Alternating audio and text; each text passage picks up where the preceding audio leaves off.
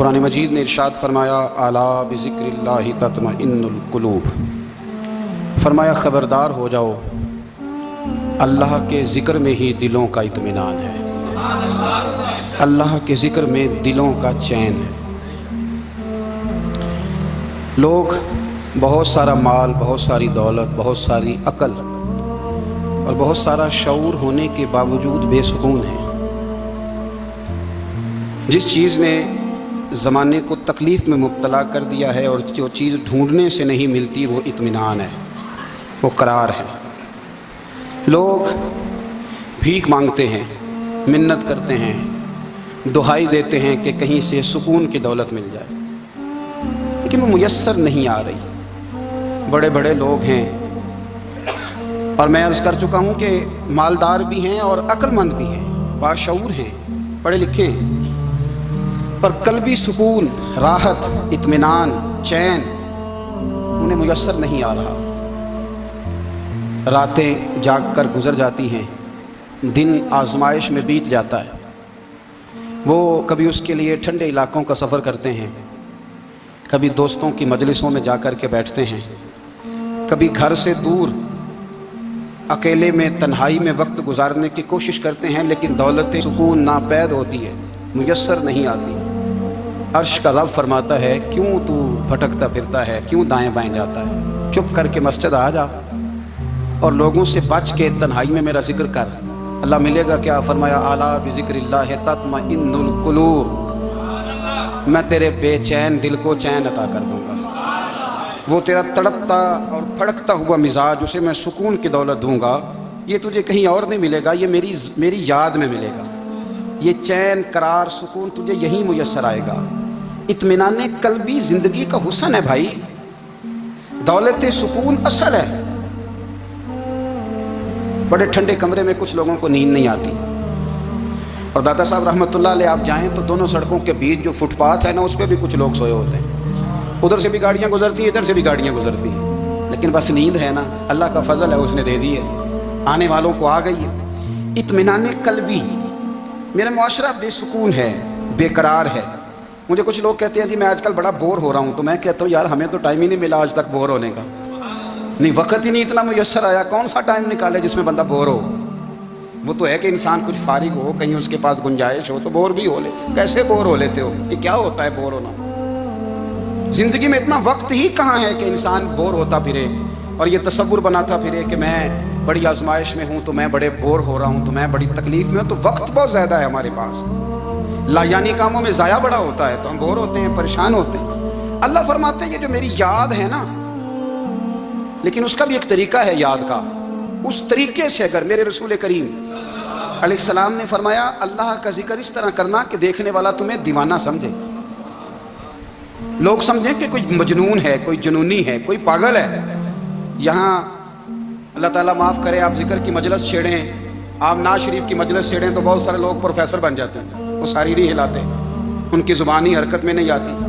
حالانکہ رب کریم کا ذکر اس طرح کرو کہ دیکھنے والا تمہیں دیوانہ سمجھے، کہیں اور کھونے کی ضرورت ہی نہیں۔ میرے حبیب گویا ہمیں فرماتے ہیں تو رب کے ذکر میں اس طرح کھو جا کہ تجھے دنیا کا خیال ہی نہ رہے، تجھے پھر دنیا کی ہوش نہ رہے۔ لیکن اگر نماز میں بھی خیال غیر آئے، ذکر میں بھی توجہ کہیں اور ہو، زندگی میں وہ عجیب لمحہ تھا، وہ میرے ساتھ تھا اور میں تنہا تھا، اگر ماحول یہ ہو کہ آپ کہیں جسم کے ساتھ تو موجود ہوں، روح موجود نہ ہو، تو پھر لذت ذکر بھی میسر نہیں آتی، پھر کیف نہیں حاصل ہوتا۔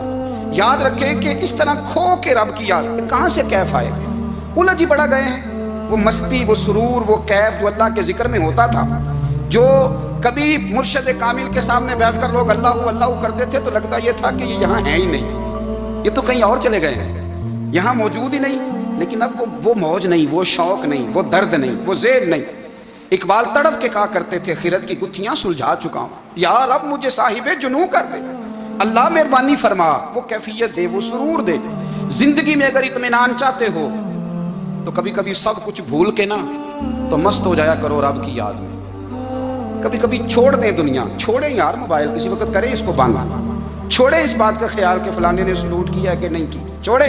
حضرت باجزید بستامی رحمت اللہ تعالیٰ علیہ فرماتے ہیں میں نے اعتکاف کبھی اپنی مسجد میں نہیں کیا، یہ کہ سارے ہی ہاتھ چومنے والے، سارے ہی پیار کرنے والے. فرماتے میں جب اعتکاف کرتا تھا تو میں بستان سے دور نکل جاتا تھا جہاں کوئی مجھے جاننے والا نہ ہو. اٹھ بلیا چلو اتھے وسیے جتھے وس دے نہیں سارے یننے, نہ کوئی ساڈی ذات پچھانے تے نہ کوئی سانو مننے, چلو ادھر چلے.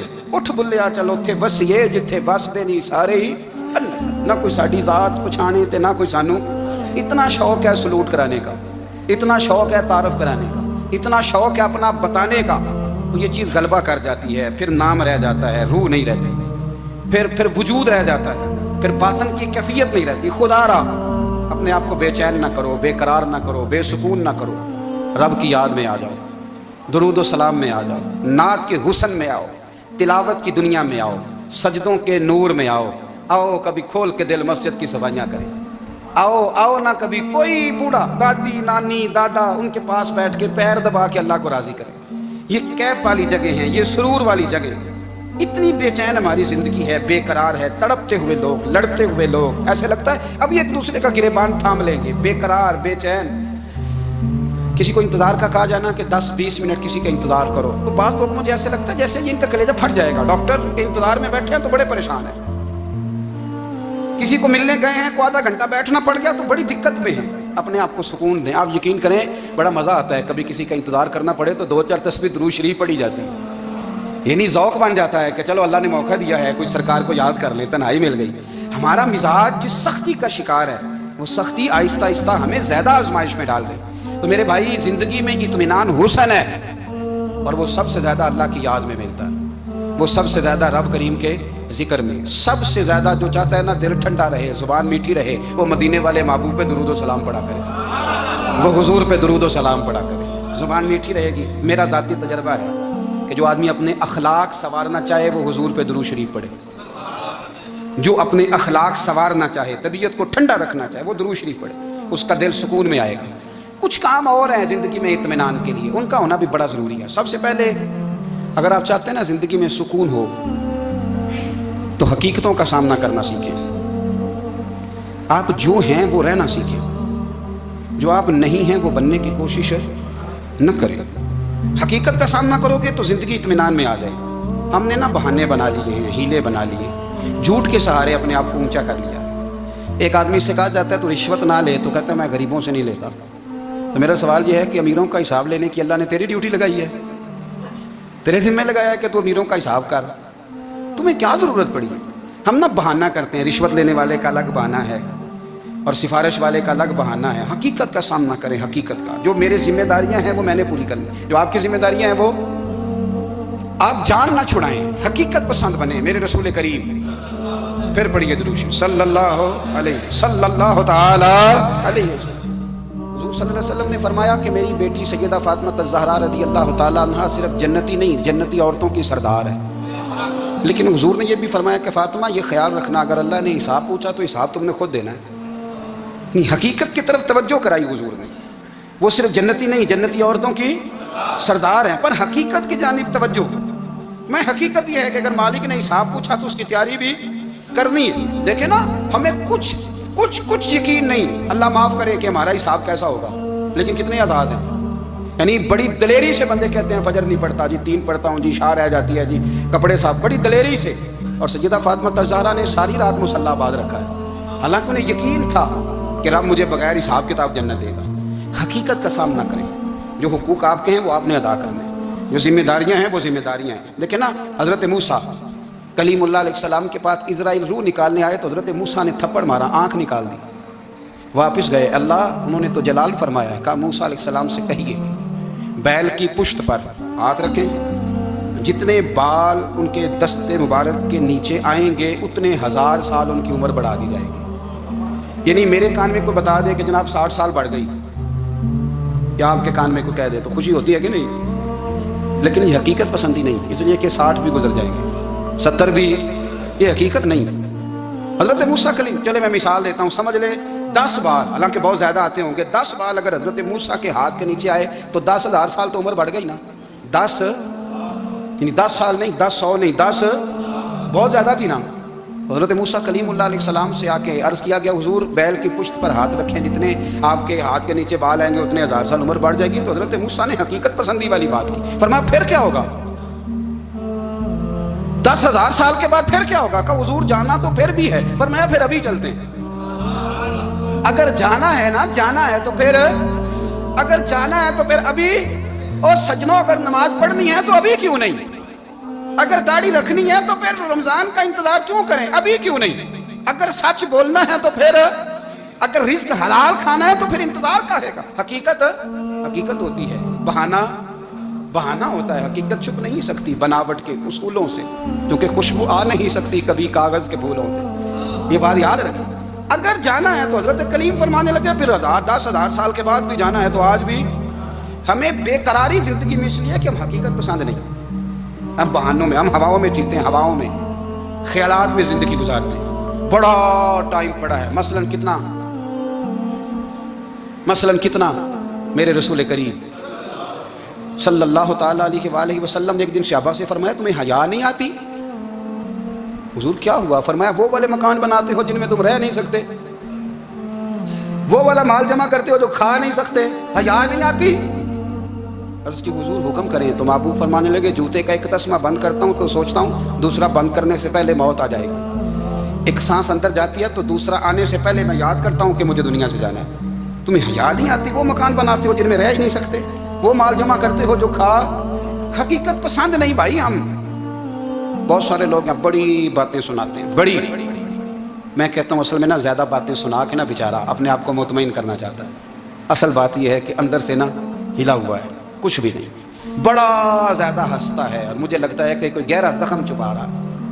اس لیے ملمہ سازی، حقیقت پسند بنو، حقیقت پسند۔ یاد رکھنا من ترک صلاۃ متعمدا فقد کفر، میرے رسول نے حقیقت بیان کی، فرمایا جس نے ایک نماز بھی جان بوجھ کے چھوڑی اس نے رب کے رب ہونے کا انکار کیا، اس نے کفران نعمت کیا۔ یہ حقیقت ہے، کوئی کلیریفیکیشن نہیں، کوئی وضاحت نہیں۔ جو نماز نہیں پڑھتا جھوٹ بولتا ہے، غلط بیانی کرتا ہے۔ جو شخص رزق حرام کما کے کہتا ہے کہ اس کے بغیر گزارا نہیں چلتا، وہ جھوٹ بولتا ہے، اس لیے کہ رب فرماتا ہے جب تجھے پیدا کیا ہے تو تیرا رزق میرے ذمہ ہے۔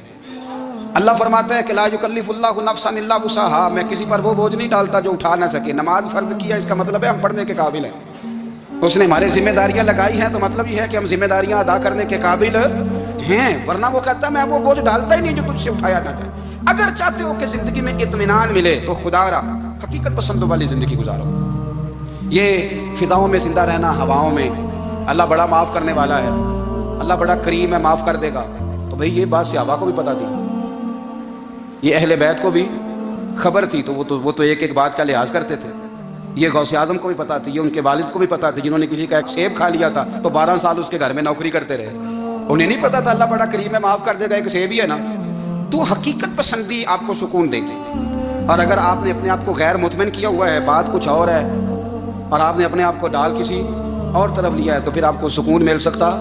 سکون حقیقت پسندی میں، اصل میں سکون ہوتا ہے، اداکاری میں سکون نہیں ہوتا۔ تیسری بات سنیں، اگر آپ چاہتے ہیں زندگی میں مطمئن رہیں تو دنیا داروں سے امیدیں توڑ دیں، اللہ اور اس کے رسول سے امید وابستہ کریں، اولیاء اللہ سے امیدیں وابستہ کریں، صحابہ اور اہل بیت سے امیدیں، اللہ اور اللہ والوں سے امیدیں، دنیا داروں سے امیدیں۔ آپ کو پتہ ہے دنیا دار کی تباہی کب ہوتی ہے؟ جب انہیں خوش آمدی مل جاتا ہے۔ چودھری کا بیڑا اس وقت غرق ہوتا ہے جب اسے چودھری کہنے والے زیادہ ہو جاتے ہیں۔ سیٹھ صاحب اور نواب صاحب بیچارے تباہ تب ہوتے ہیں بھولے پن میں، جب ان کے دائیں بائیں ریلا ہوتا ہے سیٹھ صاحب کہنے کا، لوگ انہیں کھانا چاہتے ہیں، پیار ان کا نہیں ہوتا، ان کی جیب کا ہوتا ہے، محبت ان سے نہیں ہوتی، ان کی کرسی سے ہوتی ہے، ضروریات کا پیار ہوتا ہے، تباہ کر دیا جاتا ہے۔ ہماری ساری توقعات دنیا داروں سے وابستہ ہو گئی ہیں، ناراض نہ ہونا۔ پیروں نے، مولویوں نے، درویشوں نے، انہوں نے بھی سیٹھ رکھے ہوئے ہیں جلسوں کی صدارت کرانے کے لیے، یعنی مذہبی جلسہ ہے، اس میں بہت زبردست پڑھے لکھے صاحب تقوی عالم کا خطاب ہے، اور کی صدارت وہ بندہ کر رہا ہے جس نے عشاء کی نماز بھی نہیں پڑھی، وہ بندہ صدارت کر رہا ہے۔ کیوں؟ اس لیے کہ اس نے لاکھ روپیہ دیا محفل میں۔ خدا را دنیا داروں سے امیدیں چھوڑ دیں، ورنہ آپ کمزور پڑ جائیں گے، آپ کی امیدیں ٹوٹیں گی۔ کتنا کمزور ہے وہ شخص جو 2-4 ہزار کے لیے کسی بندے کی چاپلوسی کرتا ہے، اس کے پیچھے بھاگتا ہے، خوش آمدیں کرتا ہے، تھوڑے سے نوٹوں کے لیے، دکھ سکھ میں کام آئے گا اس کام کے لیے۔ میرے رسول کریم علیہ السلام نے فرمایا جس نے بندوں کو راضی کرتے کرتے رب کو ناراض کر دیا، اس کی دنیا بھی گئی اور آخرت بھی گئی، اور فرمایا جس نے بندوں کی پرواہ نہیں کی، اللہ کو راضی کیا، فرمایا اگر رب راضی ہو گیا تو لوگوں کے دلوں میں بھی محبت پیدا فرما دے گا. کیا ضرورت ہے خوشامد کرنا دنیا داروں کی، سیٹوں کی، نوابوں کی، چاپلو. اور میں آپ کو ایک بات بتاؤں، ہوتا پتہ کیا ہے، یہ جو حب جا اور حب با ہوتی ہے نا، اس سے پیٹ نہیں بھرتا. آپ کو اگر خوشامد کرنی ہے تو پھر آپ کو ساری زندگی کرنی ہے. پھر ان کو بھی پتہ ہوتا ہے کہ تعلق کس بنیاد پر ہے. اس میں کبھی بھی خلوص پیدا نہیں ہوتا. آپ بے چین رہتے ہیں، بے قرار رہتے ہیں، آپ کو تکلیف رہتی ہے ہمیشہ. کبھی بھی دنیا داروں سے امیدیں وابستہ نہ کریں. ایک بات سنیں بڑی شاندار، امام غزالی نے لکھی ہے.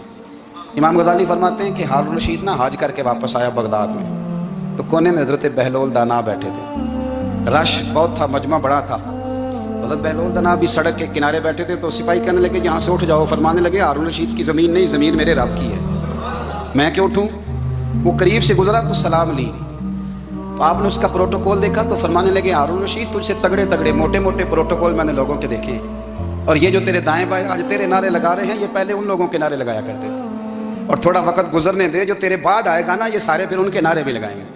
تو جھوٹ کی دنیا میں زندہ ہے، ان سے تو نے امیدیں وابستہ کی ہیں، یہ کل اس کے نعرے لگائیں گے. اس کے دل پہ بڑا اثر ہوا، گھوڑے سے اتر آیا. آگے کہنے لگا حضور آپ نے مجھے بڑی اچھی نصیحت کی ہے، میرا دل بڑا ٹھنڈا ہوا ہے. میں نے سنا ہے آپ مقروض ہیں، کچھ لوگوں کا قرض، تو مجھے کوئی حکم ہی کر دیں. آپ ہنسنے لگے. فرمانے لگے یار تو بڑا ہی بیوقوف ہے، بڑا ہی بیوقوف ہے. تو میں تجھے نصیحت کر رہا ہوں، تو مجھے الجھا رہا ہے. حضور کوئی حکم کر دیں. کیا خوبصورت انداز ہے رب کریم کے بندوں کا. حضرت بہلول دانا فرمانے لگے تیرا رب کون ہے؟ کہا اللہ. تو فرمایا میرا کون ہے؟ کہا اللہ. فرمانے لگے یہ تو نہیں نہ ہو سکتا کہ اللہ ہارون رشید کو دیتا رہے اور بہلول دانا کو بھول ہی جائے. یہ تو نہیں نہ ہو سکتا کہ ہارون رشید کو دیتا رہے اور بہلول دانا کو بھول جائے. فرمایا اس کا دل، اس کا ارادہ ہوا، ارادہ قدرت ہوا کہ بہلول مقروض رہنا چاہیے. تو اگر رب مجھے رکھنا چاہتا ہے، دکھ قبول محمد بخشا راضی رہن پیارے، اگر وہ چاہتا ہے میں مقروض رہوں تو میں بھی چاہتا ہوں کہ میں مقروض ہی رہوں. یہ تو نہیں نہ ہو سکتا کہ تجھے دے اور مجھے نہ دے. فرمایا میری تجھ سے کوئی امید نہیں، مجھے جب بھی دے گا میرا رب بھی دے گا، اور وہ دے گا تو پھر انشاءاللہ خزانے کھول کے دے گا. دنیا داروں سے امیدیں وابستہ کرنا، لوگوں کے پیچھے، یہ چھوڑ دیں. آپ بے چین رہیں گے، بے قرار رہیں گے. اللہ والوں سے ضرور امیدیں وابستہ کریں، اس لیے کہ ان کے پاس جو کچھ ہوتا ہے وہ دراصل رب کا ہی ہوتا ہے. لیکن سیٹھوں سے، نوابوں سے، سیاستدانوں سے باز آ جائیں. ہماری بڑی امیدیں وابستہ ہیں. میں اکثر کہتا ہوں جتنے پھیرے نوکری کے لیے دنیا دار کے دروازے پہ لگائے ہیں نا، اس سے کم دفعہ مسجد میں نفل پڑے ہوتے تو رب اتنی بڑی مہربانی فرما دیتا. تیسری بات یہ یاد رکھیں، اگر سکون لینا چاہتے ہیں نا، اگر سکون لینا چاہتے ہو نا تو لوگوں کو ڈسکس کرنا بند کر دو.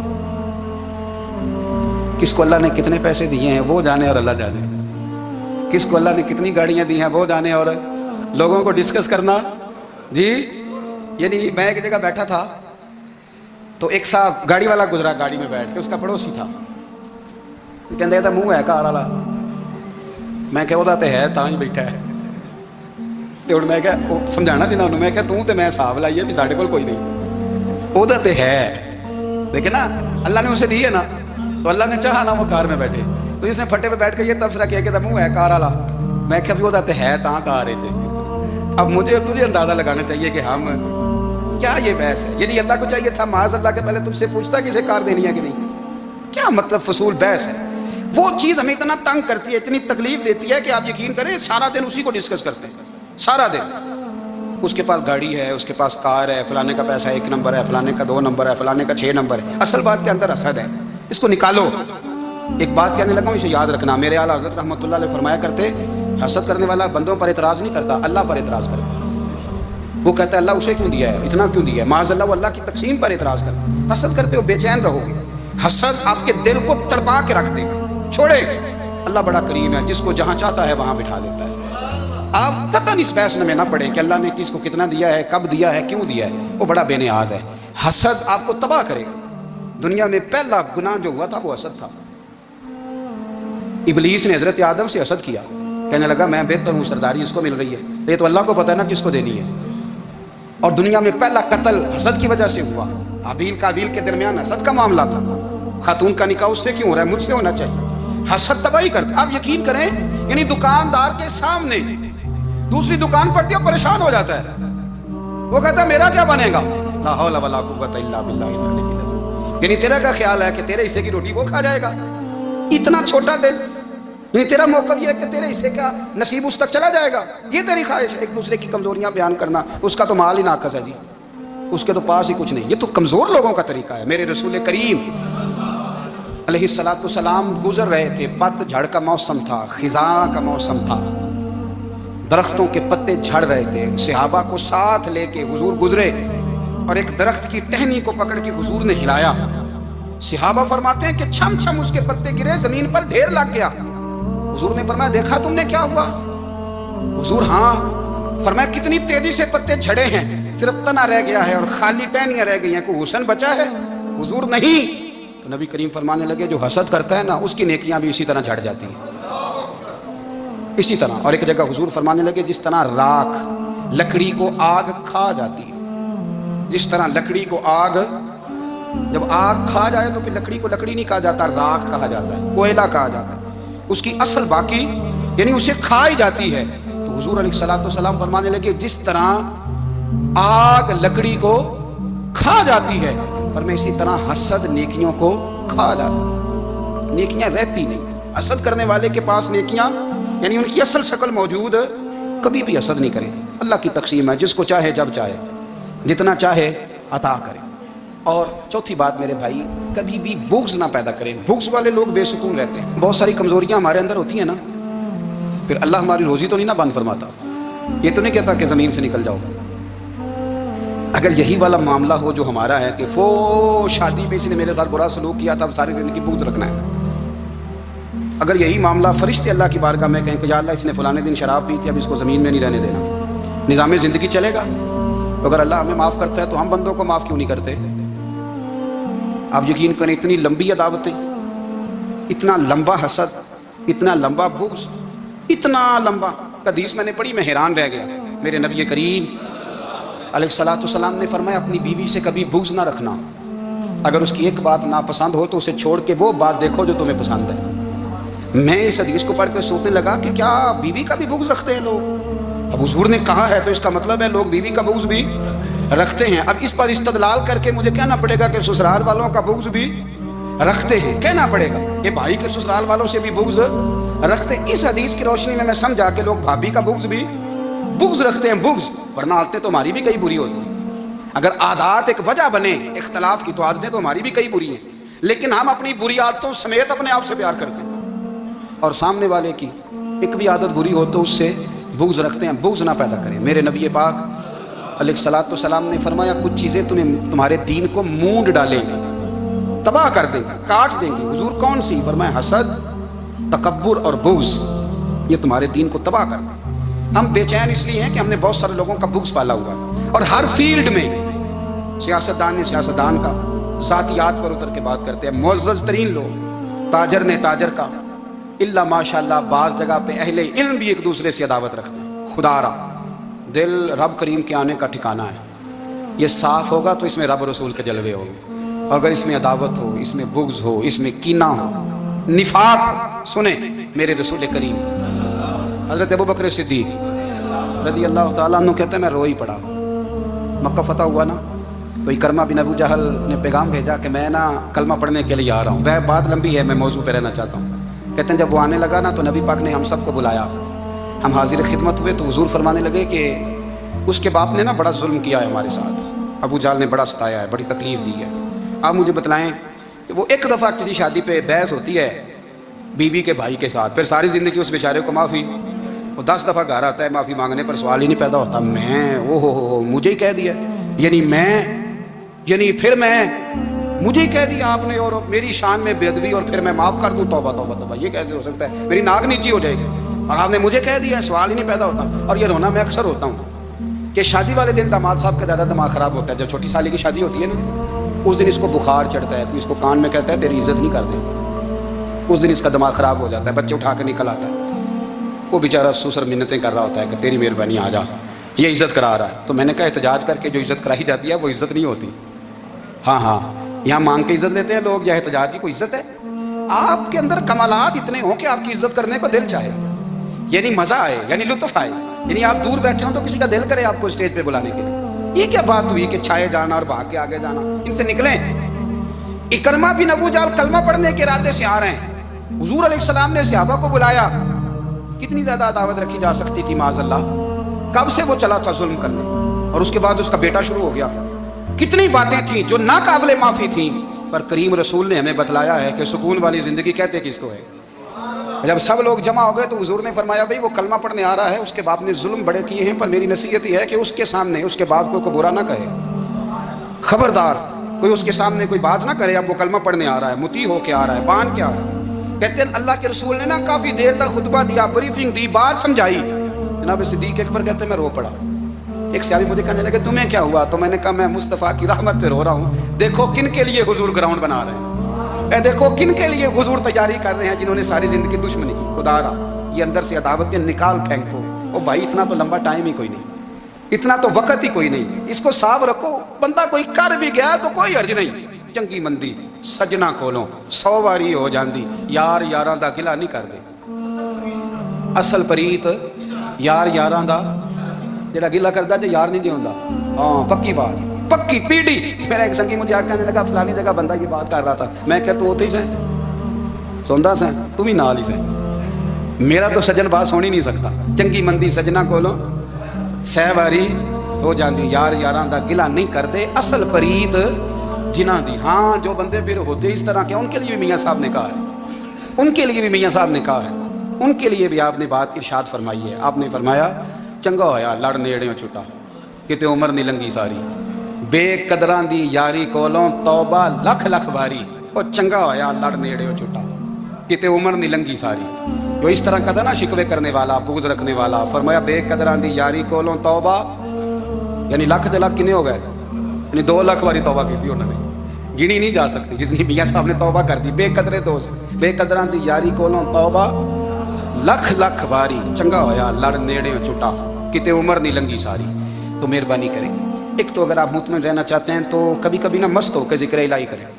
मस्त हो, वो वाला जिक्र नहीं जिसमें आप मोबाइल भी देख रहे हैं और कहानियाँ भी। मेरे सामने को बंदा जुमे वाले दिन या तकरीर के दरमियान तस्बीह लेके बैठ जाए तो मैं उससे पूछता हूँ तू टाइम 2 काम एक टाइम किमें पे करना है। मेरी भी बात सुन रहे हो, तस्बीह पढ़ी तो मुमकिन ही नहीं। तस्बीह तो तस्बीह है, जब वो होगी तो फिर कोई और काम सवाल ही नहीं पैदा हो। एक तो जिक्र करें महव हो, दूसरी बात हकीकत का सामना करें। आप अगर मुतमईन रहना चाहते हैं तो हकीकत पसंद बने।